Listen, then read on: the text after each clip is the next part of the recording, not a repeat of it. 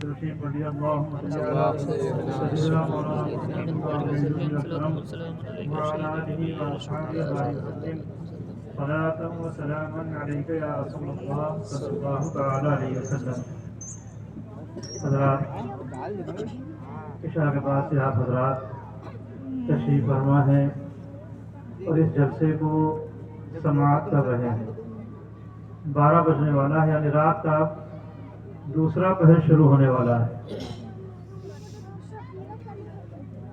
میں کوئی لمبی چوڑی تقریر یا کوئی بہت طویل گفتگو کے لیے نہیں بیٹھا، چند باتیں عرض کروں گا، صرف مشکل سے 10 منٹ کا وقت لوں گا آپ کا۔ اور آج کے اس جلسے کے خصوصی مقرر جماعت اہل سنت کے ایک بہت ہی اچھے خطیب، فاضل نوجوان حضرت مولانا سید مقیم الرحمان صاحب تشریف فرما ہے آپ حضرات کے سامنے۔ ان کی آپ تقریر سماعت کریں گے، سنیں گے۔ بہت ہی اچھی تقریر ہوتی ہے، ان کی اصلاحی تقریر ہوتی ہے، کئی دفعہ میں نے سنا ہے، اور ان کی زبان میں اللہ نے اثر بھی دیا ہے، تاثیر بھی ہے، لوگوں کے دلوں پہ اثر بھی کرتی ہے۔ اور اثر کرنے کی بات یہ ہے، لوگ کہتے ہیں اثر نہیں ہوا، اثر نہیں ہوتا بات کا اثر اس وقت ہوتا ہے جو ہمارے دل صاف ہوتے ہیں، ہے نا۔ اچھی بات اسی دل پہ اثر کرتی ہے جس کا دل صاف ہوتا ہے، اور جب دل صاف نہیں ہوگا مسلمانوں تو اس دل پہ اچھی بات اثر نہیں ہوگی۔ گناہوں کی آلودگی سے جب دل سیاہ ہو جاتا ہے تو اس دل پہ اچھی بات اثر نہیں کرتی ہے۔ تو جب انسان توبہ سے، استغفار سے اپنے دل کو صاف کرتا ہے، اس وقت انسان کے دل پہ اچھی باتوں کا اثر ہوتا ہے اور وہ نصیحت کو قبول کرتا ہے۔ تو بھی آپ ان کی سید صاحب کی، مقیم الرحمان صاحب کی تقریر سنیں گے۔ میں صرف 10 منٹ لوں گا، وہ بھی مجھ سے لوگوں نے کہا کہ نصیحت کر دیجئے، کچھ سید صاحب نصیحت کر دیجئے۔ اب نصیحت کرنے کے لیے میں سوچنے لگا کیا نصیحت کروں، نصیحت کیا کروں، کیونکہ نصیحت اگر ایک کمی ہو اس کی نصیحت کر دی جائے، 2 کمی ہو اس کی نصیحت کر دی جائے، 3 کمی ہو اس کی نصیحت کر دی جائے، کوئی نماز نہیں پڑھتا تو اس کے لیے نماز کی تاکید کر دی جائے، نماز کے فضائل بیان کر دیے جائے، روزہ نہیں رکھتا تو روزے کے فضائل بیان کیے جائے، اس کی تاکید کی جائے، جھوٹ بولتا ہے تو اس کی تاکید کی جائے، شراب پیتا ہے تو اس کی تاکید کی جائے۔ سمجھ نہیں آتا ہے کہ نصیحت کیا کی جائے۔ والدین کا نافرمان ہے تو والدین کی عظمت بیان کر دی جائے۔ جب ہم غلطیوں کے اور گناہوں کے پرندہ بن گئے ہیں تو کون سی نصیحت کی جائے؟ مسلمانوں، آج اس موڑ پہ، اس جگہ پہ ہم آ کے کھڑے ہو گئے ہیں کہ نصیحت کے لیے سوچنا پڑتا ہے کون سی نصیحت کی جائے۔ اور میں بلگرام، یہاں سے بہت سے لوگ جاتے ہیں، قریب میں بلگرام ہے، کوئی دور نہیں ہے۔ صدیرہ بھی آپ کا جو ہے یہ بہت ہی مردم خیز اور تاریخی قصبہ ہے صدیرہ، بزرگوں کی جگہ ہے، یہ بہت پرانی تاریخ میں اس کا نام ہے۔ جو اہل علم حضرات جانتے ہوں گے کہ اس زمین کو بزرگوں سے کیسی، بزرگوں کا یہاں پہ کیا فیضان رہا اور کیسے کیسے بزرگ اس سرزمین پہ آرام فرما ہے، صدیرہ کی سرزمین پہ۔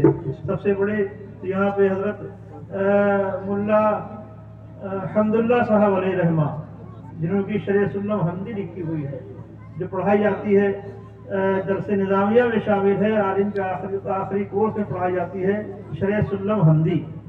وہ ملا حمداللہ صاحب اسی صدیرے کے رہنے والے ہیں۔ تو یہ اہل علم حضرات کی جگہ صدیرہ۔ آپ باتوں کو جو سنے تو سننے کے بعد آپ یہ تاثر پیش کریں کہ ہاں ہم ایک مردم خیر اور ایک علم والی جگہ کے رہنے والے ہیں۔ آپ کے سننے سے، آپ کے بیٹھنے سے ظاہر ہونا چاہیے کہ آپ صدیرے کے رہنے والے ہیں، آپ بزرگوں کے جوار رحمت میں رہنے والے، بزرگوں کی جگہ پہ رہنے والے ہیں، بزرگوں کے سائے میں رہنے والے ہیں۔ آپ سے ظاہر ہونا چاہیے، آپ ایسا نہ بیٹھے کہ معلوم ہو کہ یہاں پہ بہت ہی کچھ لوگ جانتے ہی نہیں ہیں۔ ہمارے بلگرام آئیے، آپ دیکھیے وہاں لوگ کیسے سنتے، کیسے بیٹھتے اور کیسے بزرگوں کی باتوں کو سنتے ہیں۔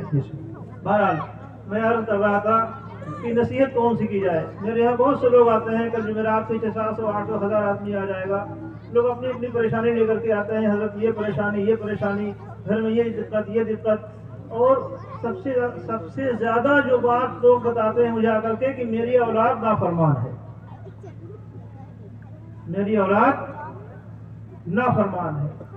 100 میں 80 لوگ یہ شکایت کرتے ہیں کہ میری اولاد نافرمان ہے. مسلمانوں, سوچنے کی بات ہے. آپ سنی ہیں, ابھی میں آیا, آپ نے میرے ہاتھوں پیروں کو چوما, سید مقیم الرحمان صاحب لائے, ان کے ہاتھوں کو آپ چومیں گے, میرے آگے آگے آپ دوڑیں گے. تو میرے آپ ہاتھ چومیں اور ماں کو گالی دیں, میرے استقبال میں آپ نعرے لگائے اچھل اچھل کے, باپ کو آپ احترام نہ کریں. آپ جلسے جلوس میں جائے خوب ٹوپی لگا کر کے آپ سب کا احترام کریں. تو مسلمانوں, سوچنے کی بات ہے. آپ میرے پاؤں کو چومو اور آپ کی ماں آپ کے 2 میٹھے بول کے لیے ترسے.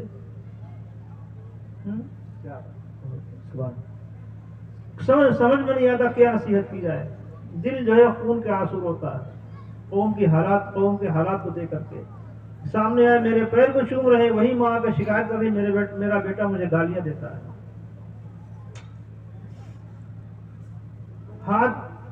میرے ہاتھ کو چومنے کا کوئی فائدہ آپ کو نہیں. سید صاحب کے ہاتھ چومے کوئی فائدہ نہیں. مسلمانوں, جب تک تم اپنے ماں کے قدموں کو نہیں چومو گے, تب تک آپ کو پیر کے قدموں کو چومنے کا کوئی صحیح فائدہ نہیں ملے گا.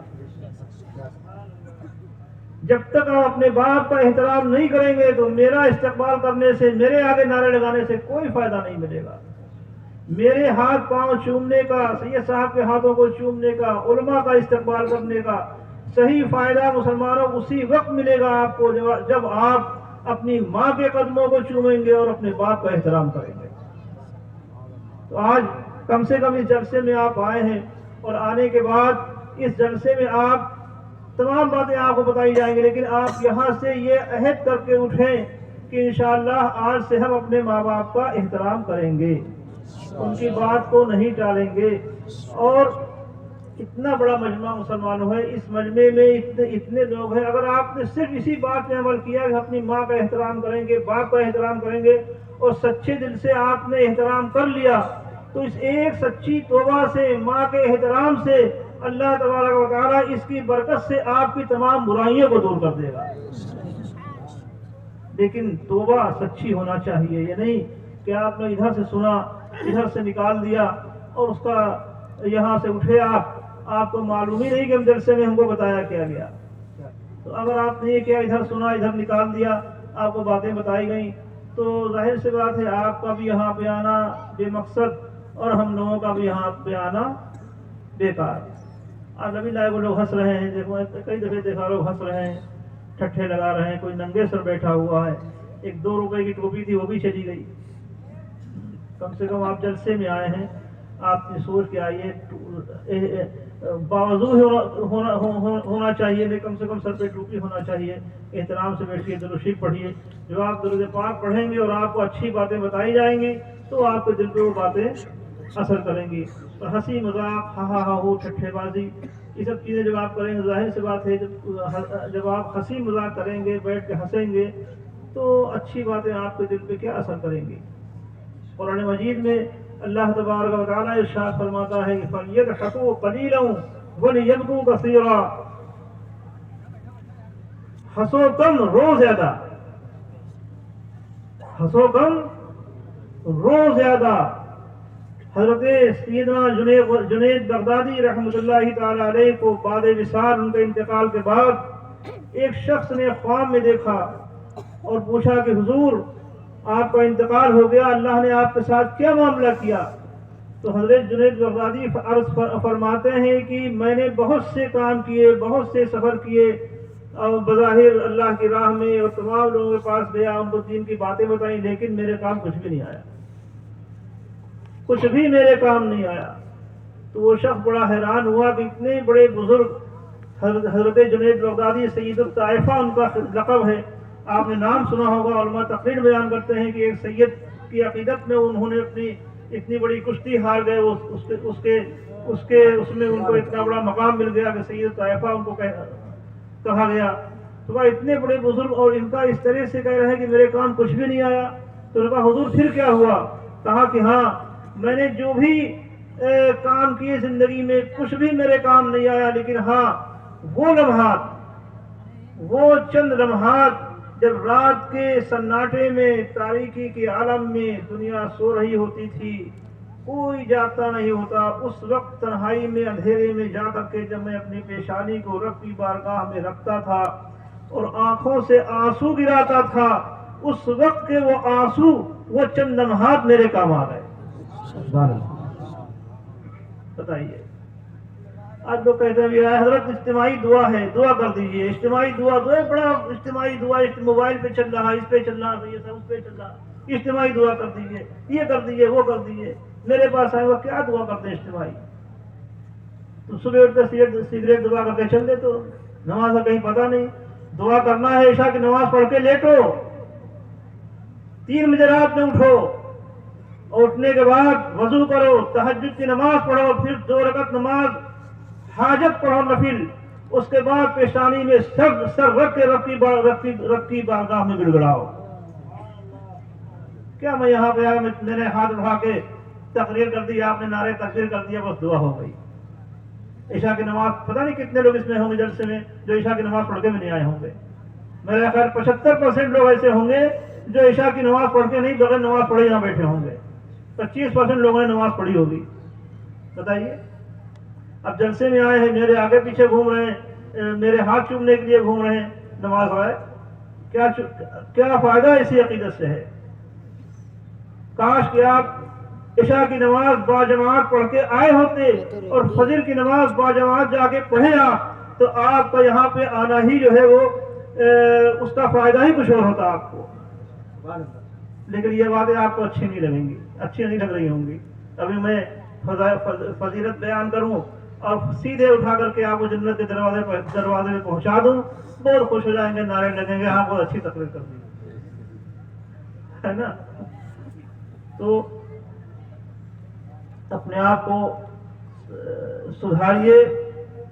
بہت سے لوگوں نے دین کی تبلیغ کی اور لوگوں کو صحیح راستے دکھائے، مگر اللہ تبارک و تعالی اپنے بندے سے اس کی طاقت سے زیادہ کام نہیں لیتا ہے. آپ کو جتنی طاقت ہے اتنا آپ دین کا کام کریں، جتنی آپ کی وسعت ہے اتنا آپ دین کا کام کریں. آپ سے یہ نہیں کہا جا رہا کہ آپ اپنا گھر بار چھوڑ کے جائیے، دین کی تبلیغ کیجیے، آپ جا کر کے ادھر ادھر نکلیے، اپنے بیوی بچے چھوڑ دیجیے. نہیں مسلمانوں، ایسا نہیں ہے. آپ کے لیے آپ کی تبلیغ اور آپ کا دین کا کام صرف یہی ہے کہ آپ خود سنبھل جائیں، خود سدھر جائیں، اپنے گھر والوں کو سدھار لیں.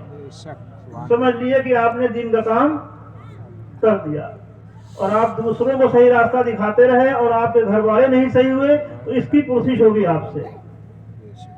آپ نے محلے والوں کو اگر گئے کہ نماز پڑھو، وہ آپ سے نہیں پوچھا جائے گا اپنے محلے میں کہا کہ نہیں کہا. آپ سے یہ پوچھا جائے گا تو اپنے بچوں کو نماز پڑھائی کہ نہیں پڑھائی، اپنے بھائیوں کو نماز کی تلقین کی کہ نہیں کی، اپنے گھر میں تمہارے معاملات کیا تھے.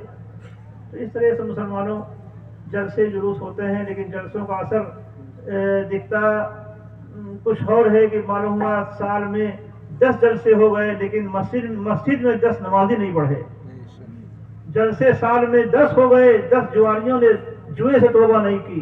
جلسے سال میں 10 ہو گئے لیکن 10 شرابیوں نے شراب سے توبہ نہیں کی. مگر اگر اس کے بعد اگر جائزہ لیجئے تو پتہ چلتا ہے کہ شرابی بڑھ گئے، جواری بڑھ گئے. جلسے 10 ہو گئے. اس کی کیا وجہ ہے جانتے ہیں آپ؟ کیا وجہ ہے اس کی؟ جلسہ آپ کراتے ہیں، اس کا اثر نہیں ہے. جو لوگ جن برائیوں میں مبتلا تھے اسی برائی میں ہیں وہ. اس کی وجہ یہ ہے کہ ہمارے اندر اخلاص نہیں ہے، ہمارے اندر اخلاص نہیں ہے. اخلاص کی پوری وضاحت یہ علماء کرام کریں. اخلاص کا صرف مطلب یہ ہے کہ جو بھی کام کریں اللہ اور اس کے رسول کی رضا کے لیے کریں. اس میں کہیں دنیا داری شامل نہیں ہونا چاہیے کہ ہم نے یہ جلسہ کرایا ہے، خوب نام ہو جائے، بڑا اچھا جلسہ ہوا، صبح چراہوں پہ ادھر لوگ کہیں بڑا اچھا جلسہ ہوا، بڑے نعرے لگے. تو آپ نے نام کے لیے جلسہ کرایا، اللہ نے نام شہرت دے دیا، آپ کو ختم ہو گیا. لیکن اگر یہ سوچ کے کرائیں کہ ہم جلسہ کرا رہے ہیں، علماء آئیں گے، ہم بھی سنیں گے، جو لوگ آئیں وہ بھی سنیں، اللہ ہم کو بھی تو نیک توفیق دے اور جتنے بھی لوگ آئیں ان سب کو نیک توفیق جلسے سے عطا فرمائے، ہے نا؟ یہ مقصد ہونا چاہیے مسلمانوں، جو بھی کام کرے خالص اللہ اس کے رسول کی رضا کے لیے کریں۔ جو ہی میں نے عرض کیا ہے اس پہ عمل کرنے کی کوشش کریں۔ اور آخری بات جو کہ میرے پیر مرشد کا میرے لیے حکم ہے کہ جہاں جاؤ اس کا اعلان کرتے رہو کہ مسلک اعلیٰ حضرت پہ مضبوطی سے قائم رہے، مسلک اعلیٰ حضرت پہ مضبوطی سے قائم رہے۔ کچھ لوگ کہتے ہیں کہ نیا مسلک ہے، نہیں، نیا مسلک نہیں ہے مسلمانوں، یہ مسلک ہمارا پرانا ہی مسلک ہے جو صحابہ سے چلا آ رہا ہے، جو غوث پاک تک آیا، خواجہ صاحب تک آیا، ہمارے اسلاف تک آیا، اسی کو نام شروع سے اس کے بدلتے رہے، صحابہ کے زمانے سے جماعت اہل سنت کے نام بدلتے رہے، یہاں تک کہ ہوتے ہوتے اب یہاں پہ آیا جماعت اہل سنت اس کا نام ہوا۔ اس کے بعد اب ہم اس کو غیروں سے امتیاز کے لیے مسلک اعلیٰ حضرت کہتے ہیں۔ بے شک شروع سے نام ڈالتا رہا تاکہ ایک انفرادیت قائم رہے، ایک امتیاز باقی رہے، اس وقت اس کو مسلک اعلیٰ حضرت ہم کہتے ہیں، اس پہ مضبوطی سے قائم رہے۔ انشاءاللہ اسی پہ چل کے ہماری دنیا اور آخرت سنورے گی۔ اور اب اس کے بعد سید مقیم الرحمان صاحب تشریف فرما ہے، ان کی تقریر کو آپ سماعت کریں۔ جو بھی میں نے کہا اللہ اس پہ ہمیں اور آپ کو ان کی توفیق عطا فرمائے، وما توفیق الا باللہ۔ ایک بات میں پوچھوں آپ حضرات سے، پوچھیں؟ نہیں پوچھیں؟ میں یہاں سے اٹھ کے جاؤں گا، آپ کھڑے مت ہوئیے گا، ٹھیک ہے؟ کوئی ایک آدمی کھڑا نہیں ہوگا، سید صاحب تقریر فرمائیں گے، ان کی تقریر سن کے ہی آپ حضرات کھڑے، کوئی آدمی اپنی جگہ سے اٹھے گا نہیں۔ حضرات جو مرید ہونا چاہتے ہیں، حضرت سے وابستہ ہونا چاہتے ہیں، وہ حضرات تشریف آگے لے آئیں، جو حضرت سے بیعت ہونا چاہتے ہیں وہ حضرات آگے تشریف لے آئیں، جو حضرات مرید ہونا چاہتے ہیں، حضرت سے دامن سے وابستہ ہونا چاہتے ہیں، وہ حضرات آگے تشریف لے آئیں۔